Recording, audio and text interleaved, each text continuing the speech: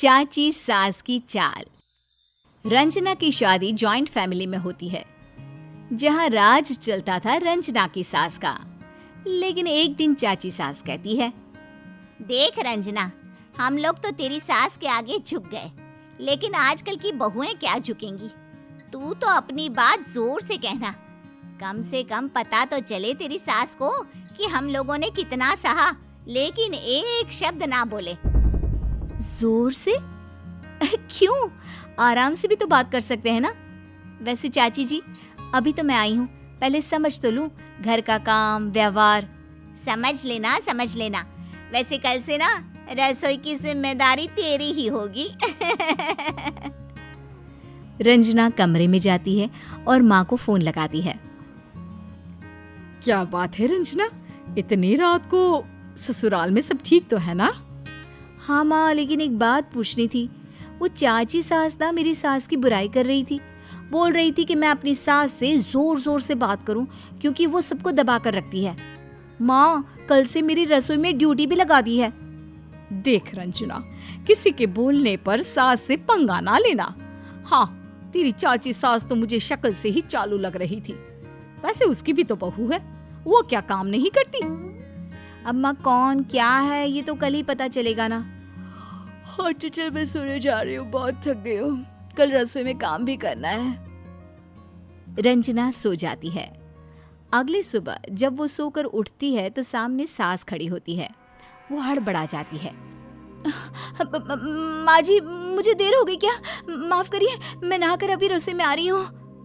नहीं रंजना, वो तो मैं चाय लाई थी। आज तुझे खीर बनानी है ना, तो आराम से आ जाना रसोई में, मैं सारी तैयारी कर दूंगी। रंजना सास की बात सुनकर रिलैक्स होकर बैठी ही होती है कि सामने खड़ी हो जाती है चाची सास। आई थी क्या तेरी सास तेरे पास? क्या बोल रही थी? तभी बाहर से आवाज आती है। अरे छोटी, क्या बहुओं के कमरे में घुसी रहती है, जरा यहाँ तो आना। देखा कैसे ऑर्डर करती है, जैसे मैं कोई बच्ची हूँ। खैर बहू, तुम ना अपनी सास के चक्कर में मत पड़ना। चाची सास रंजना के कमरे से चली जाती है। रंजना सोच में पड़ जाती है कि उसे अब तक तो सास में कोई कमी नहीं दिखी। फिर अंजना किचन में चाची सास की बहू को देखकर कहती है, अरे सीमा भाभी, आप चाची सास की बहू है ना? कल से मुलाकात ही नहीं हुई। अरे वो क्या है ना, मेरी सास को अच्छा नहीं लगता कि मैं किसी से बात करूं। वैसे आज पहली रसोई है ना तुम्हारी। मेरी सास बता रही थी कि बहुत तेज है तुम्हारी सास। वैसे मैंने तो कभी ये महसूस नहीं किया, पर वो मेरी सास कह रही थी कि क्या है? क्या बताओ सीमा बहू, देखो तुम लोगों को मैं साफ साफ बता देती हूँ, मेरा घर तोड़ने की कोशिश भी ना करना, समझे? रंजना बहू, ये हलवा मैंने बना दिया है, बेटा बस तो ऊपर से ड्राई फ्रूट डालकर मिला दे और सबको परोस दे, ठीक है? रंजना रिलैक्स होती है कि कम से कम उसे उतनी मेहनत तो नहीं करनी पड़ेगी। वो अपनी सास की तरफ देखती है और मुस्कुरा देती है। देखा, मैंने कहा था ना, बहुत अच्छी है वो। तभी चाची सास आ जाती है। हाँ, सब अच्छे हैं। पागल तो एक मैं ही हूँ ना, जो तुम दोनों के बारे में सोचती हूँ। अरे दीदी ने तो पूरा हलवा इसी से बनवाना था, वो तो मैं सुबह से बोल बोल कर बनवा लिया, लेकिन तुम लोग क्या समझोगी? बढ़िया आई। रंजना को समझ में नहीं आता कि आखिर दोनों देवरानी जेठानी में इतनी समस्या है तो अलग क्यों नहीं हो जाती। जबरदस्ती घर को सर्कस बनाकर रखने की क्या जरूरत है। फिर अगले दिन, बहू, चाची सास के कमरे में जाकर बोल दे कि खाने में आज दाल बनेगी लाल वाली, और सब्जी के लिए पालक काट ले। तू आज थोड़ी नमकीन बना लेना, वो मेहमानों के लिए नमकीन खत्म हो गई है ना, मैं जरा बाहर का काम निपटा देती हूँ। रंजना चाची सास के कमरे में जाती है, जहाँ देख सीमा, इन लोगों पर विश्वास करने की जरूरत नहीं है। ये लोग एक ही हैं, हम पर आए हैं। मैंने क्या नहीं किया दीदी के लिए, लेकिन देखो बहू को कैसे बोल रही थी कि मैं पहले समझूंगी। अरे मैं न जाने कब से समझ रही हूँ, लेकिन बहू का तो नखरा ही अलग है। माँ जी, आप फिर क्यों सबके साथ रह रही हैं? चलिए ना, हम लोग अलग रहते हैं। रंजना अभी चाची सास की बात सुनने ही वाली थी कि फोन बज जाता है। अरे रंजना बहू, बोलो बोलो, क्या काम है? वो माँ जी ने कहा है कि दाल और पालक बना ले। चाची मैं जा रही हूँ, माँ ने कोई काम बताया था। रंजना वहाँ से कमरे में आ जाती है और सामने पति को खड़ा पाती है। एक बात तो बताओ, ये चाची सास की दिक्कत क्या है? सामने ये माँ जी की जी हजूरी करती है, पीछे उनकी और मेरी बुराई।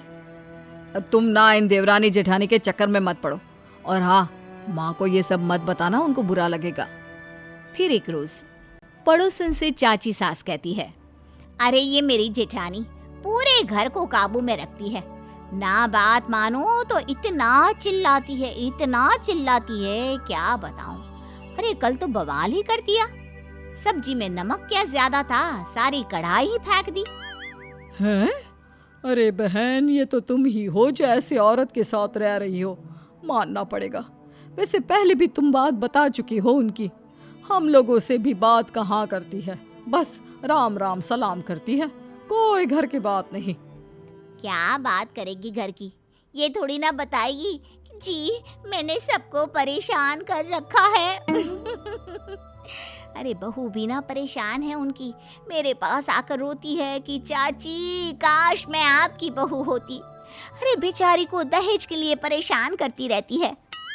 रंजना पड़ोसन और चाची सास की बात सुन रही थी, लेकिन सास की बुराई सुनकर वो सामने आकर बोलने ही वाली होती है कि रहने दे रंजना, उसे इसी में खुशी मिलती है तो लेने देना। माँ जी, आपको पता है वो आपके बारे में क्या क्या बोली जा रही है? अरे बोलने देना, जो लोग मुझे जानते हैं वो इसकी बात को समझते हैं, जो नहीं जानते उनको मैं कुछ समझा भी दूंगी तो नहीं मानेंगे। पर माँ जी, इतनी प्रॉब्लम है, इन्हें आपसे तो अलग क्यों नहीं हो जाती? देख बहू, वैसे तो मैं ये किसी को नहीं बताना चाहती थी, लेकिन तू मेरी बहू है और आगे तुझे भी ना लोगों के साथ ऐसे ही व्यवहार करना है। सरला ने अपना मकान का हिस्सा बेच दिया था, फिर ये कहीं और चली गई थी, लेकिन पति के साथ झगड़े और कम कमाई के कारण वो मकान भी बिक गया। फिर इसके पास कोई चारा नहीं बचा तो यहाँ आ गई। मेरी सास का लाडला था मेरा देवर, तो हम लोगों को वापस घर में रखना पड़ा। पर माँ जी, आप समझाती क्यों नहीं है? ये तो आपकी बदनामी कर रही है हर जगह। वैसे माँ जी ना, आपको इन लोगों को घर के अंदर दोबारा नहीं लेना चाहिए था। क्यों रखा आपने दोबारा? बेटा, जैसे शरीर का कोई भाग खराब हो जाए तो पूरा शरीर तो नहीं काट सकते ना, वैसे ही कोई एक सदस्य परिवार का गलत हो तो परिवार उसे अलग तो नहीं कर सकता। सीमा, भैया और राजेश अच्छे हैं, वो समझते हैं छोटी की आदत। खैर, तुम भूल जाओ मैंने तुम्हें जो भी बताया, बस ये समझो कि हम एक परिवार हैं और हमेशा साथ रहेंगे। सास चली जाती है, लेकिन रंजना को बहू का कर्तव्य सिखा जाती है, जो किसी किताब में नहीं लिखा।